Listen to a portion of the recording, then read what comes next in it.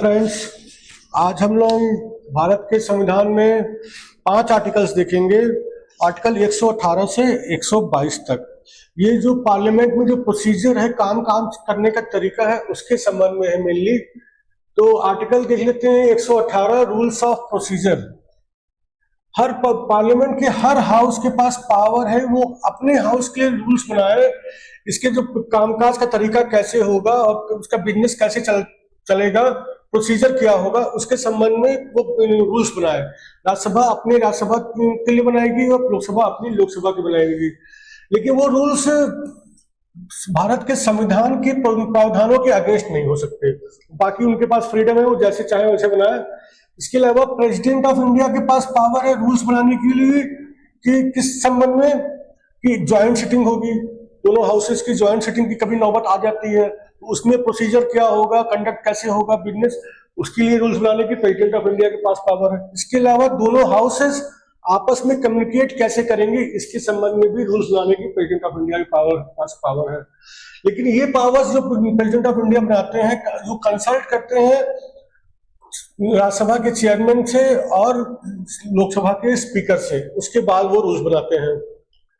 Joint sitting जो होती है वो स्पीकर ऑफ द लोकसभा से द्वारा डिसाइड की जाती है। अगर वो नहीं है तो जो रूल्स बनाए गए हैं इस संबंध में, उसके द्वारा जो परसेंट अलाउड हो वो बनाया जाता है, उसके द्वारा की जाती है। अब आ जाते हैं आर्टिकल 119 पे। Regulation by law of procedure in parliament in respect to financial business.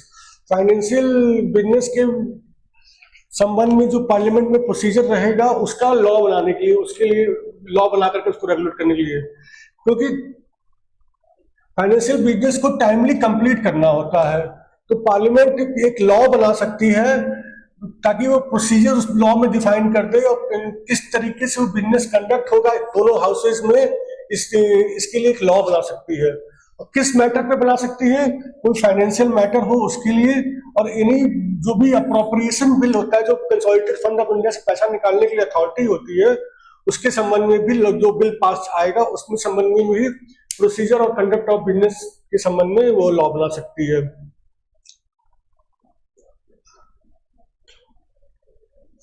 इसके अलावा जो ये जो लॉ होगा ना, ये आर्टिकल 118 में जो जनरल लॉ बनाने की परमिशन दी गई है 18(1) में और 118(2) में, वो उसके ऊपर ओवरराइड करेगा। ये वाला लॉ सुप्रीम होगा। अगर कुछ क्लैश हो रहा है दोनों लॉ में, तो फिर ये वाला लॉ फाइनेंशियल मैटर्स पे लागू होगा। आर्टिकल 120, कौन सा लैंग्वेज यूज किया जाता है पार्लियामेंट में? हिंदी और इंग्लिश। लेकिन अगर स्पीकर चाहे या चेयरमैन काउंसिल ऑफ स्टेट्स यानी राज्यसभा के चेयरमैन चाहे या लोकसभा के स्पीकर चाहे, तो कोई पर्सन अगर फ्लुएंट नहीं है, कंफर्टेबल नहीं है हिंदी और इंग्लिश में, तो अपने आप को एक्सप्रेस नहीं कर पाता है सही से हिंदी और इंग्लिश में, तो वो अपनी मदर टंग में उसको एड्रेस करने की परमिशन दे सकते हैं। ठीक है। Article 121, restriction on discussion in parliament. Parliament में किसी जज के कंडक्ट के विषय में कोई डिस्कशन नहीं होगा। जज कैसा काम कर रहे हैं, सही कर रहे हैं, गलत कर रहे हैं, इसके विषय में पार्लियामेंट में कोई डिस्कशन नहीं होगा। वो जज सुप्रीम कोर्ट के हो सकते हैं, वो जज हाई कोर्ट के हो सकते हैं। वो जज अपनी ड्यूटीज डिस्चार्ज कर रहे हैं और उसके संबंध में उन्होंने कैसे अपनी ड्यूटीज डिस्चार्ज की, इसके विषय में पार्लियामेंट में कभी कोई डिस्कशन नहीं होगा। लेकिन अगर प्रेसिडेंट को कोई प्रपोजल भेजा जा रहा है किसी जज के रिमूवल के लिए, किसी जज को हटाने के लिए उनकी पोस्ट से, चाहे हाई कोर्ट के हो चाहे सुप्रीम कोर्ट के हो, तो फिर पार्लियामेंट में डिस्कशन हो सकता है उनके कंडक्ट को लेकर के। अब नेक्स्ट आर्टिकल पे आ जाते हैं। आर्टिकल 122, जो भी पार्लियामेंट में प्रोसीडिंग्स हुई हैं उसके विषय में कोर्ट कुछ भी इंक्वायरी नहीं कर सकती है। ठीक है।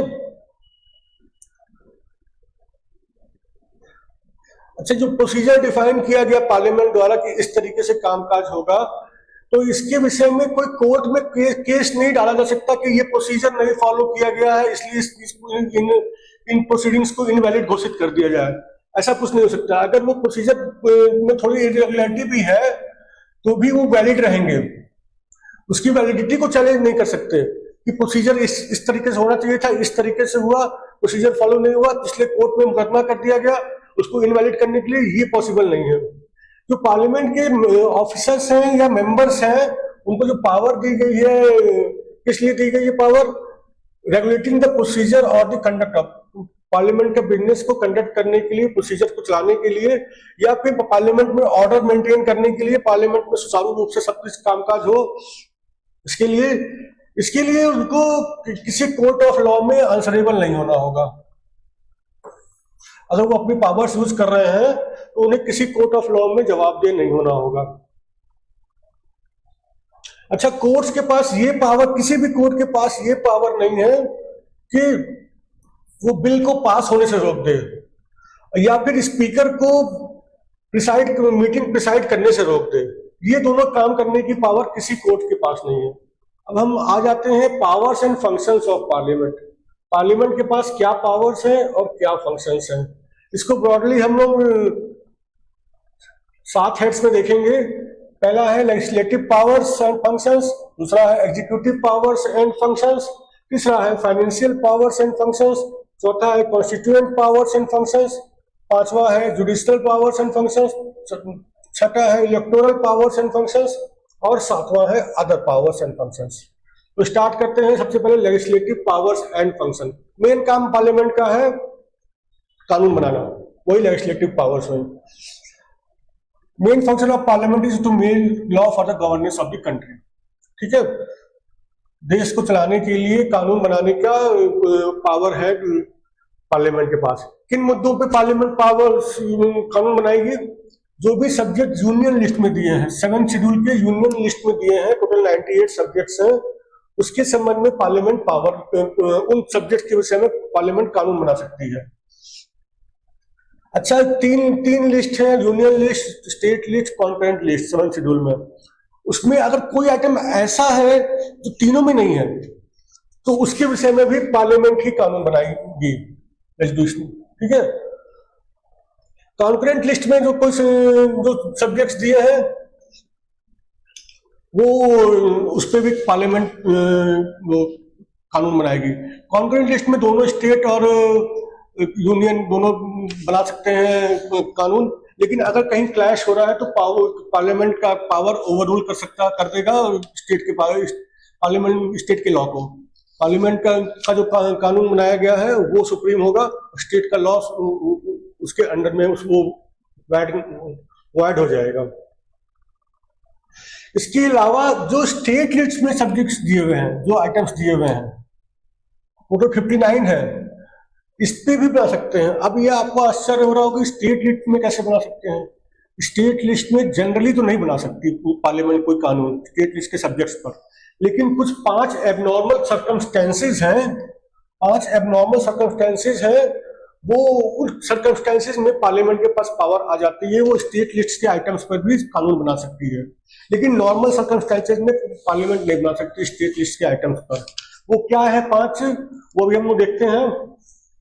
इसके अलावा पार्लियामेंट ऑर्डिनेंस को अप्रूव भी करती है। प्रेसिडेंट कोई ऑर्डिनेंस मूव करते हैं, पार्लियामेंट सेशन में नहीं है और कोई कानून इमीडिएटली बनाने की जरूरत महसूस हुई तो प्रेसिडेंट ऑर्डिनेंस के थ्रू लॉ बनाते हैं, तो उसको फिर पार्लियामेंट अप्रूव करती है। अगर 6 पार्लियामेंट रिसम्बल हुई और उसके बाद 6 हफ्ते के अंदर पार्लियामेंट ने उसको अप्रूव नहीं किया तो वो ऑर्डिनेंस इनवैलिड हो जाएगा, वो लागू नहीं रह जाएगा। अच्छा, पार्लियामेंट जो लॉ बनाती है वो एक स्केलेटन फॉर्म में बनाती है, एक एक माइन्यूट चीजें उस लॉ में नहीं देती पार्लियामेंट, उसमें वो स्केलेटन फॉर्म में बनाती है, ब्रॉड चीजें दे देती है। उसके बाद छोटी छोटी चीजों के लिए, अलग अलग मुद्दों को के लिए सेंट्रल गवर्नमेंट को पावर दे देती है कि वो रूल्स बना करके वो उस मुद्दे पे कानून बनाए। और जो सेंट्रल गवर्नमेंट्स ने बनाएगी कानून और नोटिफिकेशन के थ्रू रूल्स बनाएगी, वो पार्लियामेंट के बनाए हुए कानून का पार्ट माना जाएगा। मतलब पार्लियामेंट एक एक माइन्यूट चीजों पे डिटेल नहीं देती, पार्लियामेंट अपने कानून में एक ब्रॉड स्ट्रक्चर दे देती है और उसके बाद दूसरी माइन्यूट चीजों पे गवर्नमेंट को ऑथराइज कर देती है कि आप रूल्स बना करके इसके विषय में कानून बनाइए। तो वो उन मुद्दों पे, माइन्यूट चीजों पे सेंट्रल गवर्नमेंट रूल्स बना देती है और जब चाहे वो अमेंड कर देती है। उसके लिए पार्लियामेंट के पास आने की जरूरत नहीं है, लेकिन वो पार्लियामेंट के द्वारा ही ऑथराइज्ड है और इसीलिए वो फुल्ली वैलिड है, क्योंकि पार्लियामेंट ने अपने लॉ में कहा है कि ये इन मुद्दों पे सेंट्रल गवर्नमेंट बताएगी क्या करना है, और जैसा सेंट्रल गवर्नमेंट बताएगी वैसा करना है। तो पार्लियामेंट ने एक ब्रॉड स्ट्रक्चर दे दिया और माइन्यूट डिटेल्स के लिए सेंट्रल गवर्नमेंट को ऑथराइज कर दिया कि वो रूल्स बना करके वो उसका प्रिस्क्राइब करे कि क्या कैसे कैसे करना है, और वही लॉ माना जाएगा।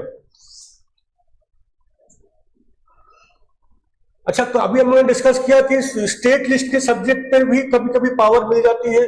किन सर्कमस्टेंसेस में स्टेट लिस्ट के सब्जेक्ट पे पार्लियामेंट को पावर मिल जाती है लॉ बनाने की? अगर किसी स्टेट में आर्टिकल 356 के तहत प्रेसिडेंट रूल लगा हुआ है तब पार्लियामेंट लॉ बना सकती है। अगर 2/3 बहुमत से राज्यसभा ये पास कर दे रेजोल्यूशन कि इसका इस पर्टिकुलर स्टेट का लॉ पार्लियामेंट बनाएगी, केवल राज्यसभा ये पास कर दे कि 2/3 बहुमत से कि इस पर्टिकुलर स्टेट की स्टेट लिस्ट से संबंधित लॉ पार्लियामेंट बनाएगी, तो भी वो फिर पार्लियामेंट को पावर मिल जाती है। अगर देश में नेशनल इमरजेंसी है तो सारे राज्यों के लिए कानून स्टेट लिस्ट से संबंधित पार्लियामेंट बनाएगी।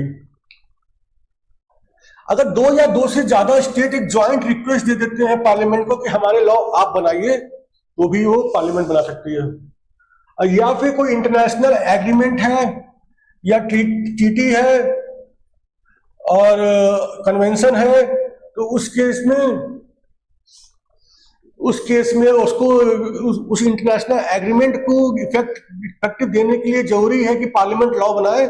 तो भी अगर वो सब मैटर स्टेट लिस्ट का है तब भी वो पार्लियामेंट लॉ बना लेगी, क्योंकि इंटरनेशनल एग्रीमेंट और ट्रीटी को इफेक्ट देने के लिए ये जरूरी है।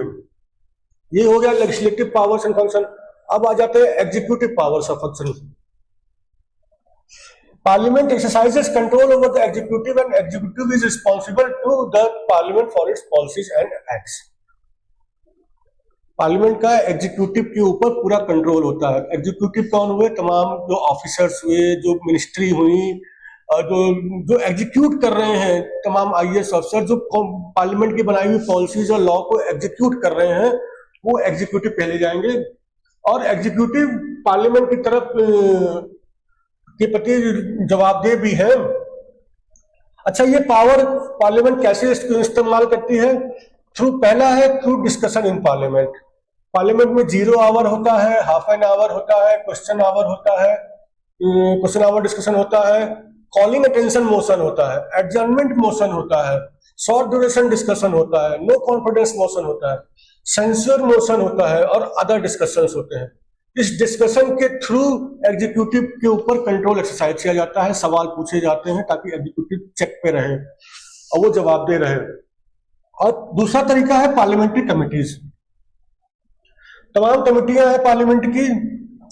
Committee on petitions, business advisory committee, committee on government assurances, committee on subordinate legislation एवं अन्य। तो ये सब कमिटियां भी कंट्रोल करती हैं एग्जीक्यूटिव को पार्लियामेंट की तरफ से।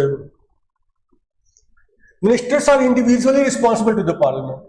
प्रत्येक मिनिस्टर इंडिविजुअली अपनी मिनिस्ट्री के लिए रिस्पॉन्सिबल है ताकि उसकी मिनिस्ट्री में इफेक्टिवली कामकाज चलता रहे। ठीक है, इसके अलावा मिनिस्टर्स कलेक्टिवली रिस्पॉन्सिबल भी होते हैं। वो सारे मिनिस्टर्स के बिहाफ पे भी पार्लियामेंट को रिस्पॉन्सिबल है। अब आ जाते हैं फाइनेंशियल पावर्स एंड फंक्शंस। ये फाइनेंशियल मैटर्स पे जो कंट्रोल पार्लियामेंट एंजॉय करती है, एक तो 2 तरीके से है। एक तो budgetary control. Parliament enacts budget through which control over appropriation of grants is exercised. Parliament budget pass करती है और अप्रोप्रिएशन ऑफ ग्रांट्स पास करती है, कितना करना है, कम करना है, ज्यादा करना है, ये सब कंट्रोल करती है। इससे वो बजटरी कंट्रोल के थ्रू फाइनेंशियल मैटर्स में कंट्रोल एक्सरसाइज करती है। कोई भी टैक्स हो जो इम्पोज किया जाना हो या कोई एक्सपेंडिचर किया जाना है एग्जीक्यूटिव के द्वारा, जब तक कि पार्लियामेंट से अप्रूव नहीं हो जाएगा तब तक वो नहीं किया जा सकता। ना तो टैक्स लगाया जा सकता है, ना ही कोई एग्जीक्यूटिव द्वारा एक्सपेंडिचर किया जा सकता है। तो ये पार्लियामेंट ही अप्रूव की जाती है। इसके लिए हर साल एक बजट आता है। अच्छा, बजट पास हो गया, उसके बाद पोस्ट बजटरी कंट्रोल भी होता है। 3 कमिटियां हैं फाइनेंशियल कमिटी पार्लियामेंट की, parliament committee on public undertakings, public accounts committee, estimate committee. ये तीनों कमिटियां फाइनेंशियल मैटर्स में पूरा कंट्रोल करती हैं। जो जब ग्रांट्स का अप्रोप्रिएशन बिल पास हो गया और उसके बाद जब वो खर्चा हो रहा है, तब फिर वो कमिटियां कंट्रोल करती हैं। क्या करती हैं? Detecting irregular improper usage, illegal unauthorised and wastage in public expenditure. वो जो खर्चा हो रहा है उसमें क्या, कौन सा खर्चा इरेगुलर है, इम्प्रॉपर है, इलीगल है या अनऑथराइज्ड है या वेस्टेज हो रहा है, इस चीजों को डिटेक्ट करती हैं ये तीनों कमेटियां मिलकर के। अब नेक्स्ट पे आ जाते हैं कॉन्स्टिट्यूएंट पावर्स एंड फंक्शंस। इसमें पार्लियामेंट के पास पूरी एक्सक्लूसिव पावर्स हैं कॉन्स्टिट्यूशन ऑफ इंडिया को अमेंड करने की। ठीक है, कॉन्स्टिट्यूशन को कैसे अमेंड किया जा सकता है? उसमें कुछ ऐड किया जा सकता है, कुछ जोड़ा जा सकता है, कुछ चेंज किया जा सकता है या कुछ हटाया भी जा सकता है। ठीक है। अच्छा, कॉन्स्टिट्यूशन को अमेंड करने के 3 तरीके हैं। कुछ प्रावधान सिंपल मेजोरिटी से अमेंड हो सकते हैं। जितने लोग बैठे हैं उसमें से आधे से ज्यादा लोग यस कर दें तो अमेंड हो जाएगा। बाय स्पेशल मेजोरिटी 2/3 मेजोरिटी होती है। और तीसरा है by special majority along with consent of at least half of the state legislature. मतलब कि स्पेशल मेजोरिटी तो चाहिए, 2/3 मेजोरिटी तो चाहिए। इसके साथ साथ हम भारत की जो विधानसभाएं हैं उनमें से कम आधी विधानसभाएं वो उसको अप्रूव करें, तब जाकर के वो चेंज लागू होगा। लेकिन सुप्रीम कोर्ट ने रूलिंग दी है केशवानंद भारती केस में 1973 का, इसके अलावा मिनर्वा मिल्स केस 1980 का। ये भले ही पार्लियामेंट अमेंड कर सकती है लेकिन वो कॉन्स्टिट्यूशन को बेसिक फीचर्स को अमेंड नहीं कर सकती। ये पावर गवर्नमेंट के पास नहीं है। जो बेसिक फीचर्स कॉन्स्टिट्यूशन के हैं वो अमेंड करना पार्लियामेंट को अलाउड नहीं है। ये सुप्रीम कोर्ट की रूलिंग है। अच्छा, जुडिशियल पावर्स भी है पार्लियामेंट के पास क्या है? पहला है impeachment of the president for violation of the constitution. Constitution की अवहेलना करने के लिए, कॉन्स्टिट्यूशन का पालन न करने के लिए प्रेसिडेंट को हटाया जा सकता है, इम्पीच किया जा सकता है। वाइस प्रेसिडेंट को हटाया जा सकता है उनकी पोस्ट से। इसके अलावा मेंबर्स को पनिश किया जा सकता है वो, और बाहरी लोगों को भी पनिश किया जा सकता है पार्लियामेंट के प्रिविलेजेस को ब्रीच करने के लिए, कुछ क्षति पहुंचाने के लिए, या फिर पार्लियामेंट की अवमानना करने के लिए मेंबर्स को भी पनिश किया जा सकता है और बाहरी लोगों को भी किया जा सकता है पनिश। अच्छा, ये पार्लियामेंट चाहे तो प्रेसिडेंट को रिकमेंडेशन दे सकती है chief election commissioner, controller and auditor general को हटाने के लिए। इसके अलावा जजेस को, सुप्रीम कोर्ट के जजेस और हाई कोर्ट के जजेस को हटाने की रिकमेंडेशन पार्लियामेंट दे सकती है। इसमें चीफ जस्टिस भी शामिल है, उनको भी हटाने की दे सकती है। इसके बाद नेक्स्ट पे आ जाते हैं इलेक्टोरल पावर्स एंड फंक्शन।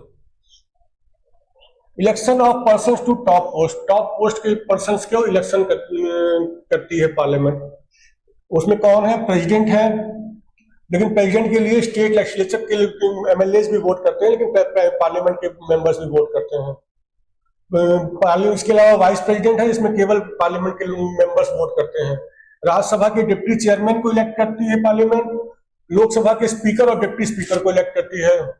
ठीक है। पार्लियामेंट इलेक्शंस को रेगुलेट भी करती है। जो इलेक्शंस हो रहे हैं, कौन से इलेक्शन? प्रेसिडेंट का इलेक्शन, वाइस प्रेसिडेंट का इलेक्शन, और जो इलेक्शन होते हैं लोकसभा के लिए, राज्यसभा के लिए और स्टेट लेजिस्लेचर के लिए, विधानसभाओं के लिए और विधान परिषद के लिए, उसको कैसे कंडक्ट किया जाएगा उसके विषय में भी लॉ बनाती है पार्लियामेंट। इसके अलावा अन्य पावर्स भी हैं। Other powers, president emergency declare कर सकते हैं तो उसको पार्लियामेंट अप्रूव कर सकती है। किसी स्टेट का नाम चेंज कर सकती है, उसकी बाउंड्री चेंज कर सकती है, और पार्लियामेंट तमाम राष्ट्रीय और अंतर्राष्ट्रीय मुद्दों पर बहस करती है। और ये किसी राज्य में विधान परिषद को ला सकती है या फिर खत्म भी कर सकती है, या किसी राज्य में विधान परिषद नहीं है तो वहां पे विधान परिषद का प्रावधान कर सकती है, और अगर किसी राज्य में विधान परिषद है उसको वहां से खत्म भी कर सकती है पार्लियामेंट। अच्छा, इसके अलावा पार्लियामेंट के पास जो जुरिस्डिक्शन है सुप्रीम कोर्ट का और हाई कोर्ट का, उसको भी चेंज करने का और रेगुलेट करने का पावर होता है। Thank you friends.